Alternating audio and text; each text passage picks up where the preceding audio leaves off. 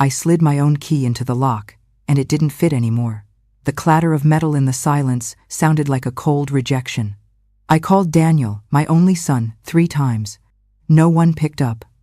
On the 4th try, Brooke, my daughter-in-law, Daniel, my only son, 3 times. Behind her voice were Christmas carols. No one picked up. Glasses clinking softly. On the 4th try, and bursts of laughter. My daughter-in-law, she spoke slowly. 3 behind her voice were Christmas carols. Like a glasses clinking softly. You're just a guest, Mom. Bursts of laughter. My daughter-in-law, then the line spoke slowly. 3 behind her voice were Christmas carols. Like a glasses. I stood there, just a guest, Mom. Bursts covered my daughter-in-law. Then the line a gift bag for Lily. Behind her voice, my cousin, like a glasses. I stood there, just a guest, and a pair of mittens I'd knitted. Snow clung to my hair, melting into icy drops behind my ears. The scent of pine from their Christmas tree leaked through the crack in the door, mixed with the cinnamon of the gingerbread cookies I'd just baked. Out here, the wind scraped my cheeks thin as paper, sharp as a reminder. I was on the other side of the warmth my own children had drawn shut. My name is Evelyn Carter, but everyone calls me Evie.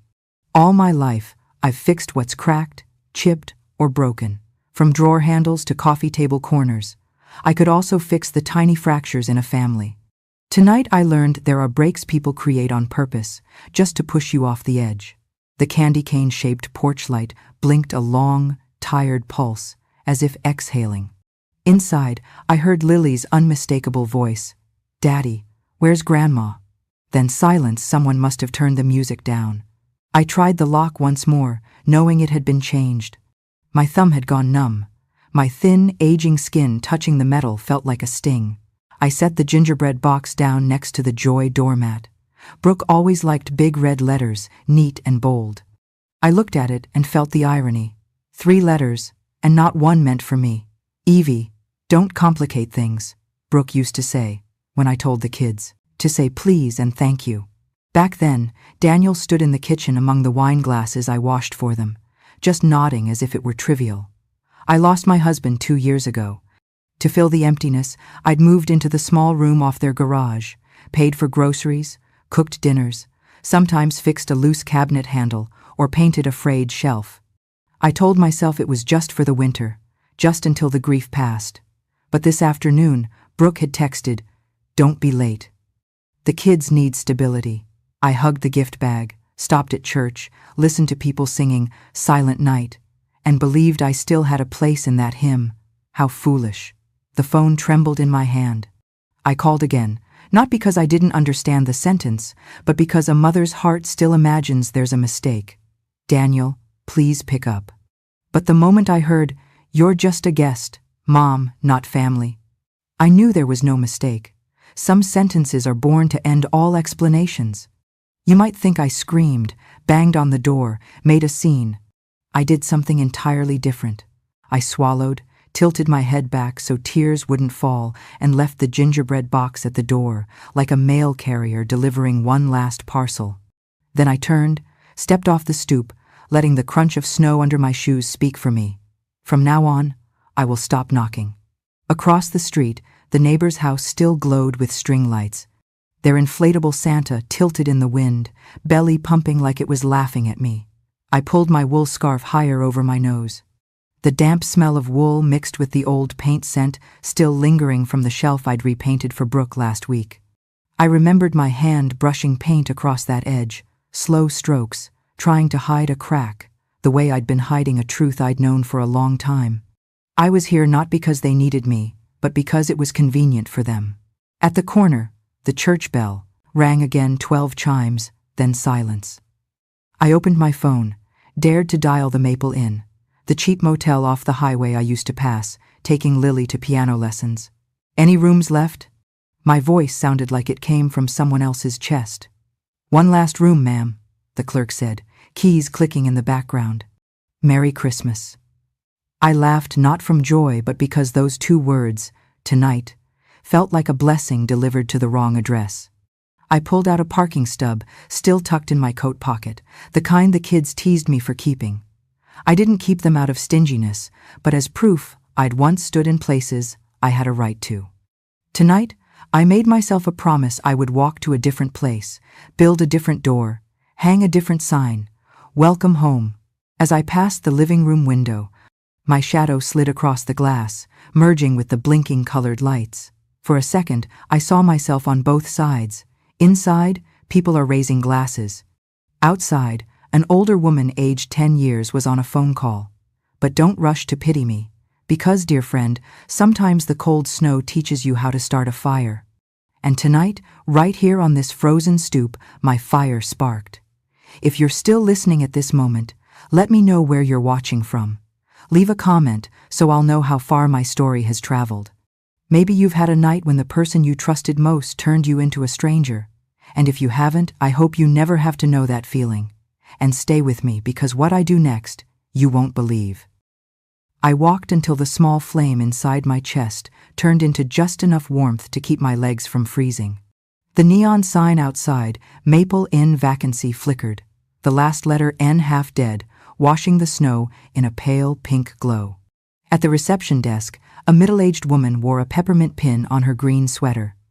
The smell of floor cleaner mixed with room spray was so sharp it stung my nose. "One room left," she rasped, sliding a plastic pen on a coiled wire toward me, along with a faded registration card. I signed Evelyn Carter in shaky strokes, the sound of the pen scraping dry paper like someone striking a match inside my chest. Room 12 sat at the end of the corridor, its cream paint peeling at the corners like the lid of an old tin box. The heater clicked 3 times, then died, leaving cold air pressing straight into my knees. I turned on the radio on the nightstand. A choir's Silent Night drifted through static, the alto line cutting out mid, "All is calm," as if even the song knew tonight wasn't calm at all. I peeled back the polyester blanket. The faint chlorine smell slapped me in the face, a reminder that even warmth here came rented by the night. I set down the gift bag, then set down a part of myself beside it.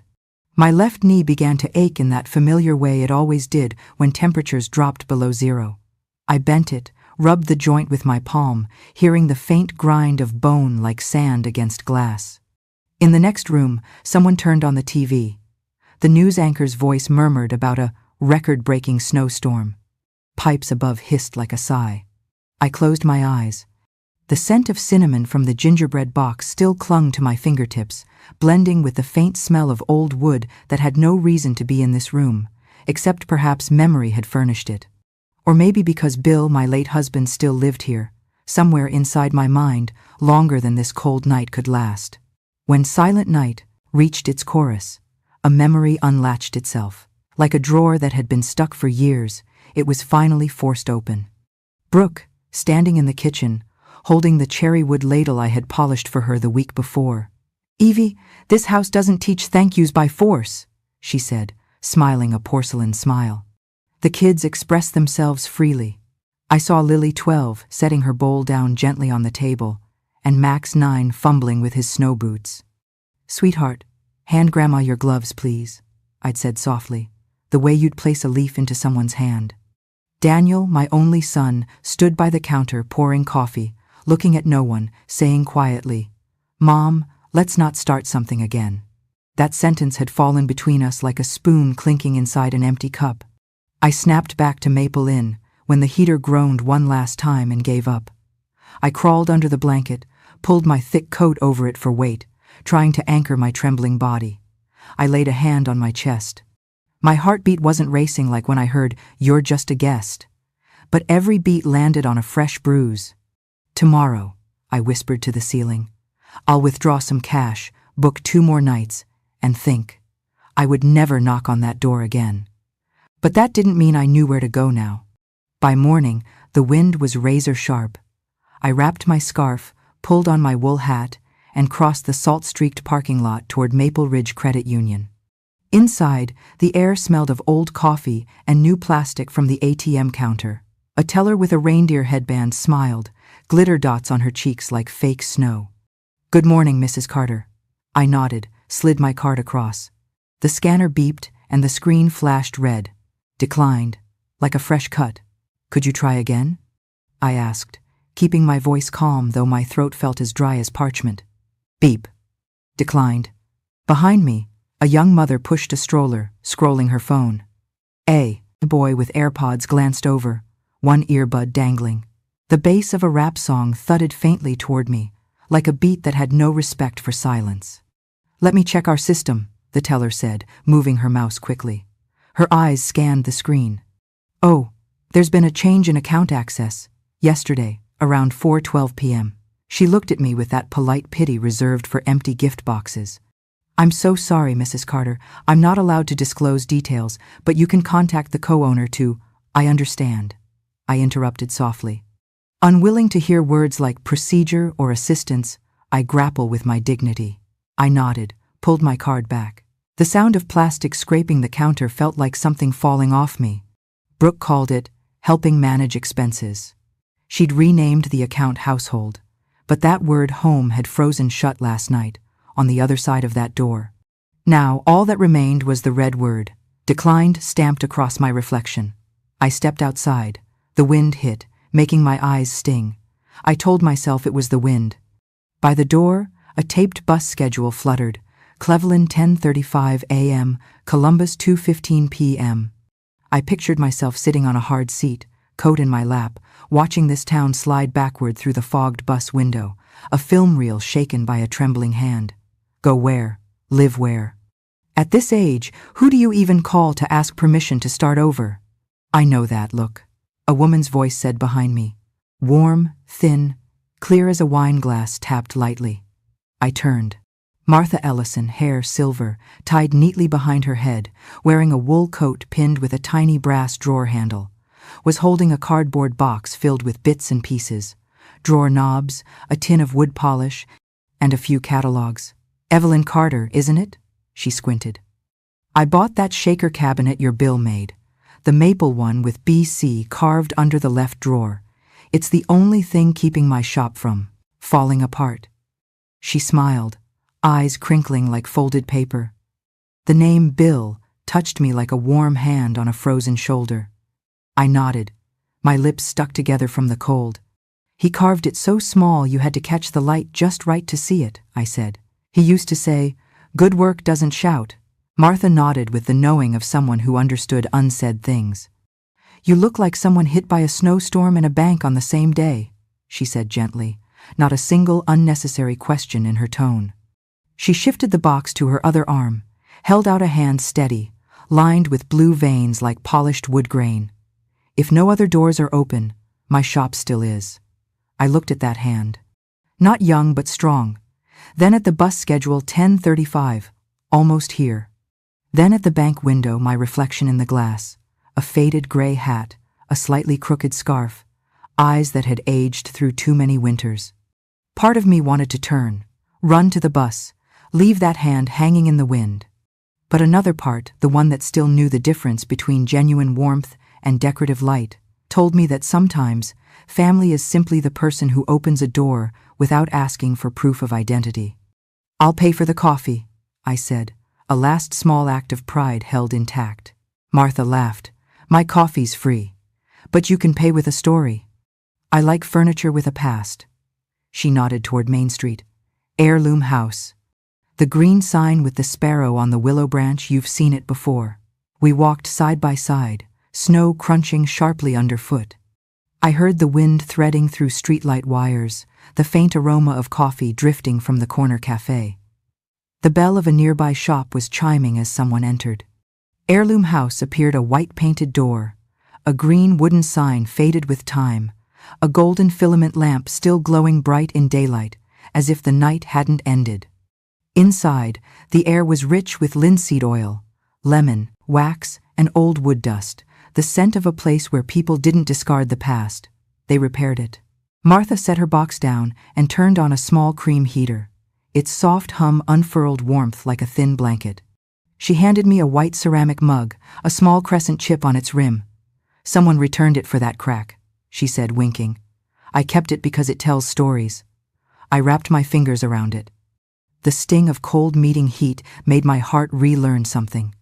Where it hurts is where it's alive. "Evie," Martha said, calling me by my name as if we'd known each other for years. "If you still know how to fix what's broken, I think I've got work for you.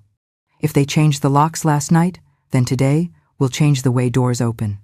In the corner, the old radio clicked on strangely enough, playing Silent Night. No static this time, clear as wood tapping gently together. The choir sang, "Sleep in heavenly peace." I wasn't sleeping in heaven tonight, but maybe, for the first time in a long while, I would rest somewhere. That didn't ask me to explain why I belonged. And maybe, in this place, I'd learn how to build a door of my own, one I had the right to lock or open whenever I wished. I still remember the feeling the next morning, when the first light slipped through the dusty window of Heirloom House. The yellowed light threaded past a row of old chairs, brushing lightly over the dry and cracked wood grain, like skin. It wasn't the gentle warmth of my old home, where waffles smelled sweet and children laughed, but a true light. Bare, cold at the fingertips, yet enough to reveal the dust hiding beneath flaked paint. Martha had been right. If they changed the locks last night, then today we changed the way doors open. I started the day by sweeping the floor. Each time the broom touched down, dust lifted like a gray mist. The light turned it into a hovering ash rain. I inhaled once. The smell of old wood shot straight to my head, earthy, warm, and strangely comforting. It reminded me of Bill. He used to say, "The smell of dry wood is the smell of time. Only the patient can hear what it's saying." I bent to pick up a chair with a broken leg, its back cracked, paint flaking like fish scales. A loose paper tag dangled from the armrest. "Discard. Throw away." 2 short words with the weight of an entire lifetime are labeled a burden. I laid my hand on the seat, my fingers finding the split. It felt like touching my own wound closed, but not healed. Martha brought 2 coffees in chipped ceramic mugs and said, "A contractor returned everything in the back for minor defects. I was going to bury the lot in the dumpster this week." I was silent. The words minor defects spun in my head. They called it a defect, the way Brooke called me a guest. Maybe the world doesn't need perfection. It may need someone patient enough to mend it. I asked for a clamp, a bottle of glue, and a sheet of sandpaper. Martha watched me, half curious, half amused. "What are you up to, Evie?" "I just want to see if this thing still wants to sit a little longer." I sat in the broken chair, just as I would sit down to blows. An old lesson. My hands trembled at first, unfamiliar again with gripping a saw, pushing paper, guiding grit. But the more I worked, the more my rhythm synced with the wood. The rasp of sanding, the slow drip of glue, the breath blending with linseed oil. When I set the backrest into its groove, a small click sounded barely a sound, yet it reverberated inside me like a heart starting up after too long a silence. I repainted it in chestnut brown. The old coat vanished layer by layer, the scent of paint filling the air and mingling with the cooled coffee. When I pushed the chair onto the porch to dry, the sun had climbed. Light catches the new finish, smooth as a child's skin. Martha passed by, stopped mid-step, nearly dropping her mug. "Good heavens, Evie," she gasped, fingertips grazing the arm. "This looks like something I once showed at the 2004 Interior Arts exhibit."